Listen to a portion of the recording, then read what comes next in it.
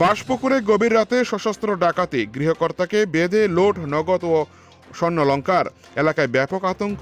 গভীর রাতে হাতে আগ্নেয়াস্ত্র নিয়ে তাণ্ডব চালিয়েছে ডাকাতের দল। ঘটনাটি ঘটেছে বাঁশপুকুর গ্রাম পঞ্চায়েতের ৫ নং ওয়ার্ডের মরণ আলী এলাকার মনির হোসেনের বাড়িতে।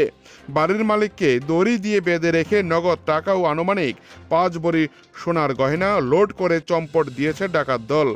এই ঘটনায় এলাকায় তীব্র চাঞ্চল্য ছড়িয়েছে। পাশাপাশি স্থানীয় আইন শৃঙ্খলা নিয়ে উঠছে বড় সড় প্রশ্ন। স্থানীয় সূত্রে জানা গিয়েছে, গত গভীর রাতে মরণ আলী এলাকার বাসিন্দা শাহজাহান মিয়ার বাড়িতে ৫ থেকে ৬ জনের একটি সশস্ত্র ডাকাত দল হানা দেয়।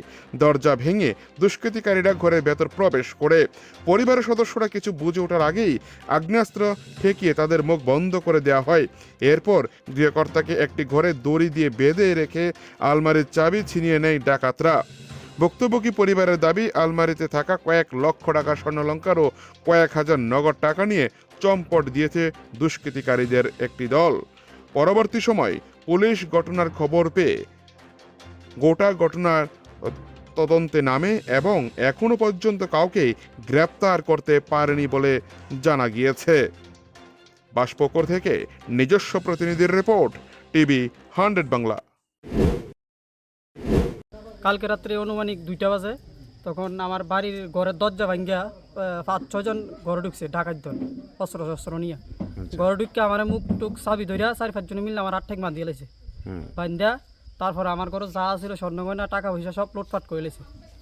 লুটপাট করে সেরে তারপরে আমার বাপের ঘরেও ঢুকছে। ঢুকা এই ঘরের তো সবাই বাপ আসিল, মা আসিল এই ঘরে তারা থাকে, তো তারারও 8 ঠেক বান্ধা এই ঘরে যা আছে তাও লুটপাট করে লেছে। স্বর্ণ গয়না আসিল, টাকা আসিল, তা এটিও লুটপাট করে লেছে। তাদের সঙ্গে ছুরি আছিল, বন্দুক আছিল, শাবল আছিল, তারপরে দাও আছিল, রেঞ্চ আছিল।